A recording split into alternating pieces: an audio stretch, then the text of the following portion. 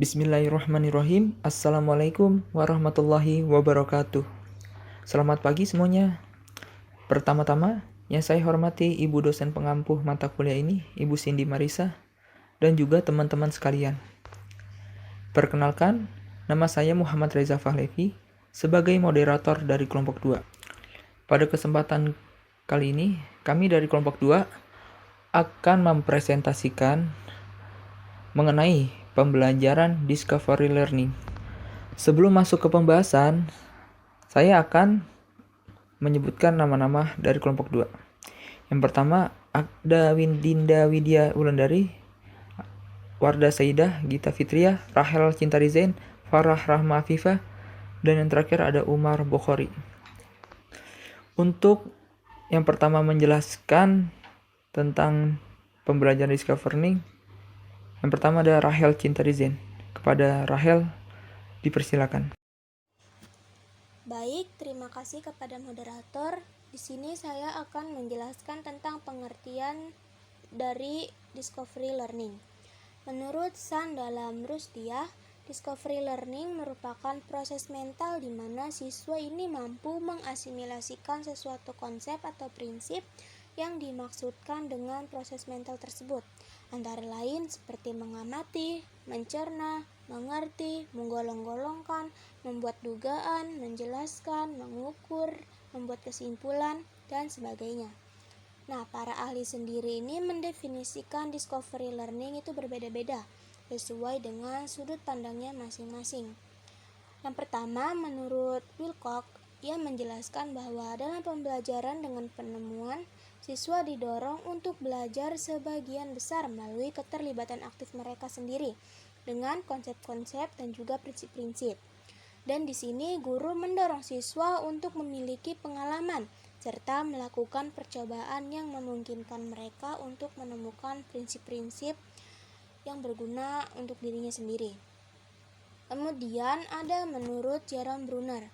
Ia mengatakan bahwa discovery learning merupakan metode belajar yang mendorong siswa untuk mengajukan pertanyaan dan juga menarik kesimpulan dari prinsip-prinsip umum praktis, contoh pengalaman, dan yang menjadi dasar ide dari J. Bruner ialah pendapat dari Piaget yang mengatakan bahwa anak harus berperan secara aktif dalam belajar di kelas.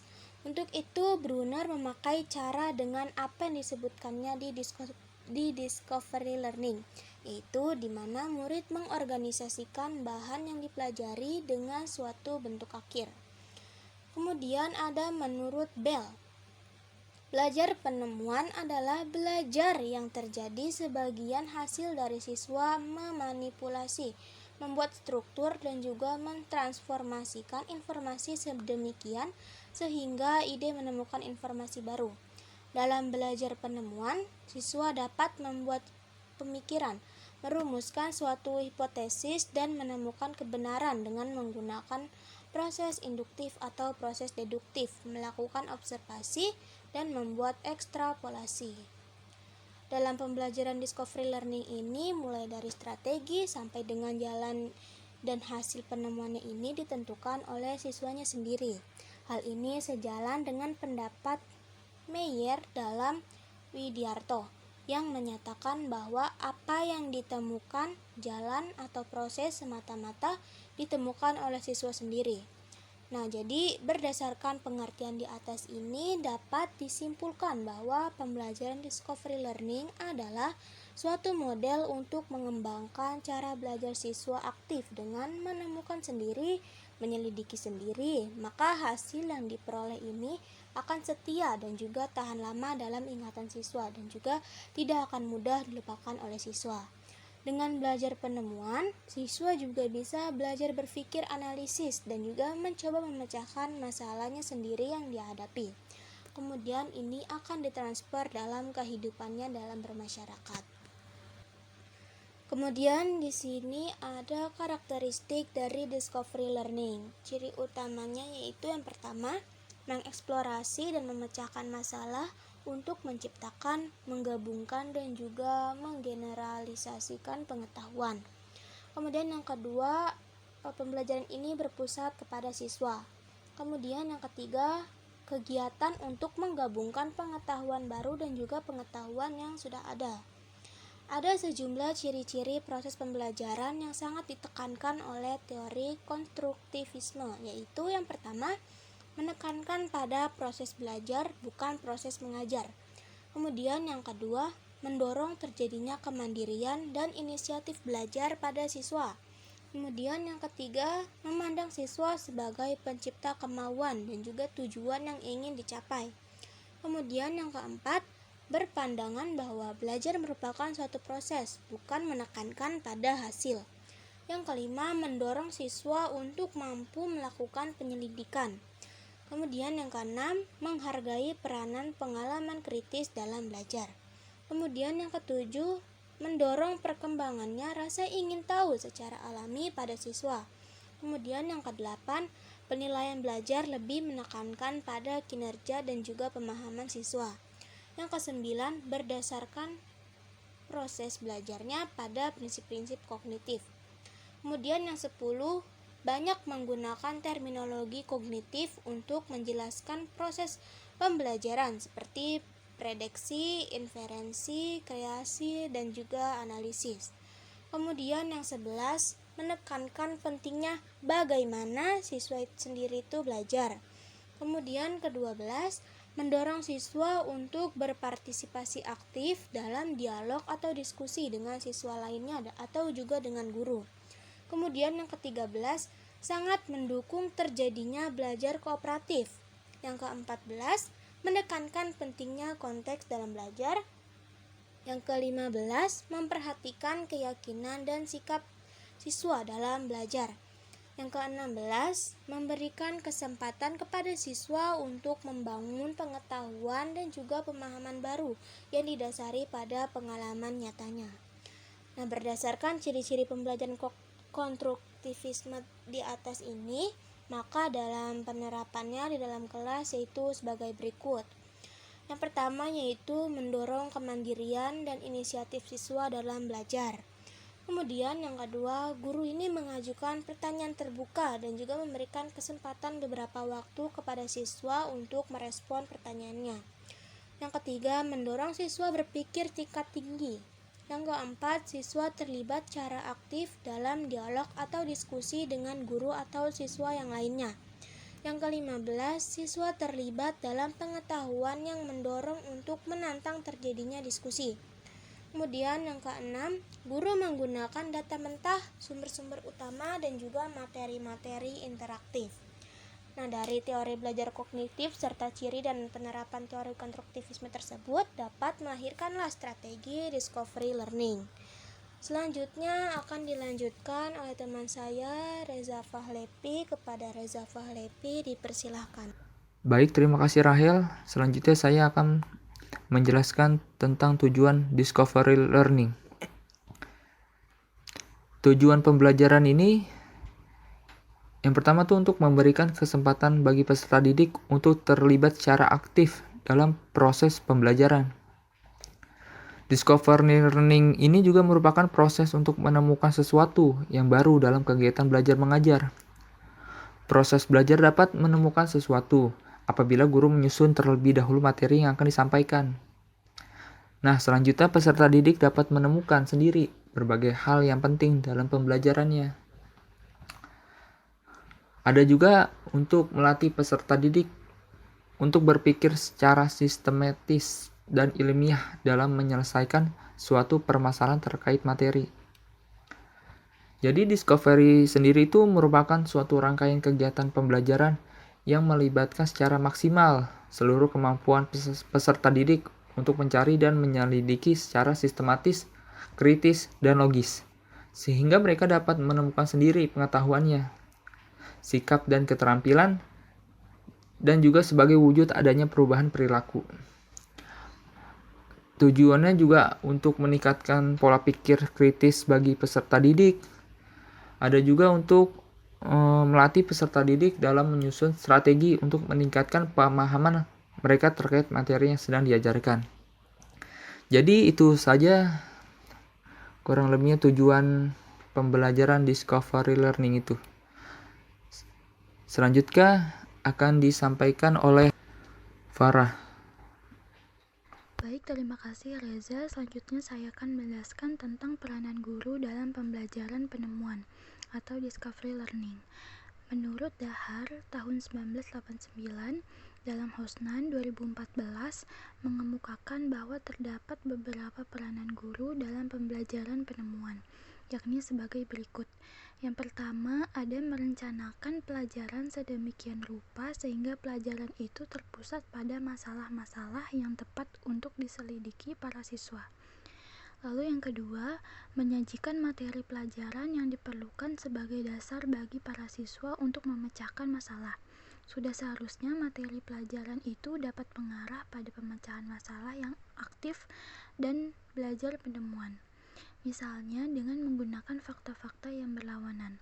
Lalu yang ketiga, guru juga harus memperhatikan cara penyajian yang enaktif, ikonik, dan simbolik. Lalu yang keempat, bila siswa memecahkan masalah di laboratorium atau secara teoritis, guru hendaknya berperan sebagai seseorang pembimbing atau tutor. Guru hendaknya jangan mengungkapkan terlebih dahulu prinsip atau aturan yang akan dipelajari, tetapi ia hendaknya memberikan saran-saran bila mana diperlukan. Sebagai tutor, guru sebaiknya memberikan umpan balik pada waktu yang tepat. Lalu yang terakhir, yakni menilai hasil belajar merupakan suatu masalah dalam belajar penemuan. Secara garis besar, tujuan belajar penemuan ialah mempelajari generalisasi dengan menemukan generalisasi itu sendiri. Baik, untuk materi selanjutnya akan dibacakan oleh Dinda Widya. Kepada Dinda dipersilakan. Baik, terima kasih Farah. Selanjutnya saya akan menjelaskan tentang macam-macam discovery learning. Menurut Jerome Bruner, model pengajaran penemuan atau discovery learning dibagi menjadi 3 jenis. Yang pertama yaitu penemuan murni. Pada penemuan murni, pembelajaran terpusat pada siswa dan tidak terpusat pada guru. Siswalah yang menentukan tujuan dan pengalaman belajar yang diinginkan, sedangkan guru hanya memberi materi dan situasi belajar kepada siswa. Siswa mengkaji fakta atau relasi yang terdapat pada materi itu dan menarik kesimpulan atau generalisasi dari apa yang siswa temukan. Kegiatan penemuan ini hampir tidak mendapatkan bimbingan guru. Penemuan murni biasanya hanya dipakai pada kelas yang pandai. Yang kedua yaitu penemuan terbimbing. Pada pengajaran dengan penemuan terbimbing, guru mengarahkan tentang materi pelajaran. Bentuk bimbingan yang diberikan guru dapat berupa petunjuk, arahan, dan pertanyaan serta dialog, sehingga diharapkan siswa dapat menyimpulkan atau menggeneralisasikan sesuai dengan rancangan guru. Generalisasi atau kesimpulan yang harus ditemukan oleh siswa harus dirancang secara jelas oleh guru. Pada pengajaran dengan metode penemuan terbimbing, siswa harus benar-benar aktif, belajar, menemukan sendiri bahan yang dipelajarinya. Yang ketiga yaitu penemuan laboratori. Penemuan laboratori adalah penemuan yang menggunakan objek langsung atau media konkret dengan cara mengkaji, menganalisis, menemukan secara induktif, dan merumuskan serta membuat kesimpulan. Penemuan laboratori dapat diberikan kepada siswa secara individual maupun kelompok. Penemuan laboratori dapat meningkatkan keinginan belajar siswa dan sangat menyenangkan bagi siswa, terutama siswa yang masih berada pada usia senang bermain. Materi selanjutnya akan dibacakan oleh Gita. Baik, terima kasih Dinda. Selanjutnya saya akan menjelaskan tentang kelebihan dan kelemahan dari model pembelajaran discovery learning. Kelebihan model pembelajaran ini. Pertama, membantu siswa mengembangkan, memperbanyak kesiapan serta penguasaan keterampilan dalam proses kognitif atau pengenalan siswa. Kedua, membangkitkan kegairahan belajar para siswa. Ketiga, mampu memberikan kesempatan pada siswa untuk berkembang dan untuk maju. Keempat, mampu mengarahkan cara siswa belajar. Kelima, membuat siswa memiliki motivasi belajar yang kuat. Keenam, membuat siswa memiliki percaya diri yang tinggi. Ketujuh, siswa mendapatkan pengetahuan pribadi sehingga akan menjiwai siswa tersebut. Kedelapan, membuat pengalaman belajar menjadi lebih personal. Kesembilan, mengembangkan penyelesaian permasalahan pada siswa yang bermasalah. Kelemahan dari model pembelajaran ini. Yang pertama, siswa harus ada kesiapan dan kematangan mental. Kedua, bila kelas terlalu besar, maka penggunaan teknik ini akan kurang berhasil. Ketiga, kesulitan adaptasi kepada teknik ini. Keempat, tidak memberikan kesempatan berpikir secara kreatif. Kelima, tidak memperhatikan perkembangan sikap dan keterampilan siswa. Keenam, tidak semua siswa mampu menemukan suatu penemuan. Yang ketujuh, tidak berlaku untuk semua topik pembelajaran. Sekian materi yang dapat saya sampaikan. Materi selanjutnya akan dijelaskan oleh Wardah. Kepada Wardah, saya persilahkan. Baik, terima kasih Gita. Saya di sini akan menjelaskan tentang kendala pengguna metode discovery.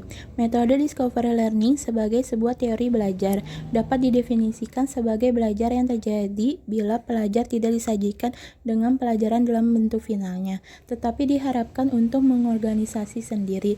Jadi di sini guru hanya memberikan materi dasar atau bahan dasar tentang apa yang nantinya akan dipelajari siswa.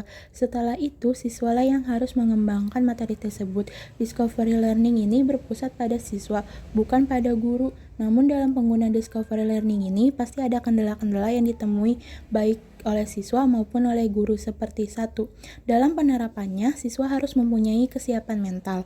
Apabila siswa dalam pembelajaran tersebut tidak memiliki kesiapan mental yang baik, maka kesulitan bagi siswa tersebut untuk menerapkan atau menggunakan discovery learning ini. 2. Apabila dalam satu kelas tersebut memiliki jumlah siswa yang banyak atau memiliki kelas yang besar, maka pengguna teknik discovery learning ini tidak akan berhasil. 3. Kendala yang paling berpengaruh adalah apabila guru dan siswa ini sudah terbiasa menggunakan teknik pengajaran atau pembelajaran secara tradisional, maka sangat sulit bagi mereka untuk menggunakan discovery learning ini. 4. Dalam teknik ini menghambat siswa untuk berpikir secara kreatif. 5. Dalam suatu pembelajaran tidak semua topik yang bisa menggunakan metode discovery learning ini. Misalnya, topik-topik yang berhubungan dengan prinsip dapat dikembangkan dengan model penemuan terbimbing. Sekian dari penjelasan saya. Selanjutnya akan dijelaskan oleh Umar. Umar, dipersilakan. Baik, terima kasih Wardah. Yang selanjutnya saya akan menjelaskan implementasi model pembelajaran penemuan discovery dalam proses pembelajaran. Jika ingin mengimplementasikan model pembelajaran discovery learning, setidaknya dilakukan dengan 2 tahap. Tahap pertama yang harus dilakukan adalah mempersiapkan aplikasi tersebut dan tahap kedua memperhatikan prosedur aplikasinya. Dan yang pertama itu ada tahap persiapan dalam aplikasi model discovery learning. Dalam rangka mengaplikasikan model pembelajaran discovery learning di dalam kelas, seorang guru bidang studi harus melakukan beberapa persiapan terlebih dahulu. Menurut Brunner dalam Cahyo 2013-248, berikut adalah tahap persiapan antara lain sebagai berikut. Yang A ada menentukan tujuan pembelajaran, B melakukan identifikasi karakteristik siswa, kemampuan awal, minat, gaya belajar, dan sebagainya. Dan yang C memilih materi pelajaran, dan D menentukan topik-topik yang harus dipelajari siswa secara induktif atau dari contoh-contoh generalisasi.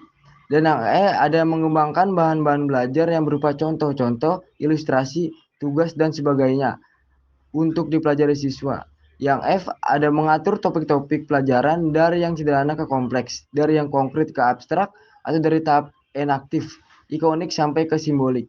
Yang G melakukan penilaian proses dan hasil belajar siswa.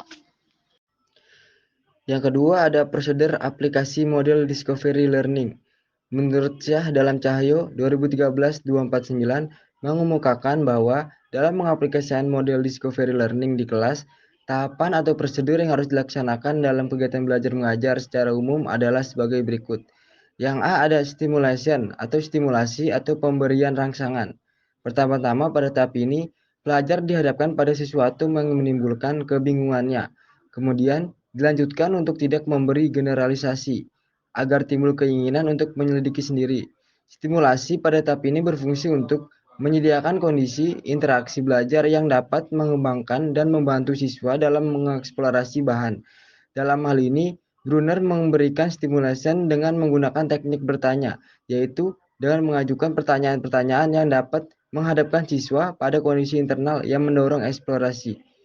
Dan yang B ada problem statement atau pernyataan identifikasi masalah. Setelah dilakukan stimulasi, langkah selanjutnya adalah guru memberi kesempatan kepada siswa untuk mengidentifikasi sebanyak mungkin agenda-agenda masalah yang relevan dengan bahan pelajaran. Kemudian salah satunya dipilih dan dirumuskan dalam bentuk hipotesis atau jawaban sementara atas pertanyaan masalah. Dan yang C ada data collection, bisa disebut juga pengumpulan data. Kata eksplorasi berlangsung, guru juga memberi kesempatan kepada para siswa untuk mengumpulkan informasi sebanyak-banyaknya yang relevan untuk membuktikan benar atau tidaknya hipotesis. Pada tahap ini, berfungsi untuk menjawab pertanyaan atau membuktikan benar tidak hipotesis. Dengan demikian, anak didik diberi kesempatan untuk mengumpulkan berbagai informasi yang relevan, membaca literatur, mengamati objek, wawancara dengan narasumber, lakukan uji coba sendiri, dan sebagainya. Dan yang D ada data processing atau pengolahan data. Pengolahan data merupakan kegiatan yang mengolah data dan informasi yang telah diperoleh para siswa baik melalui wawancara, observasi, dan sebagainya.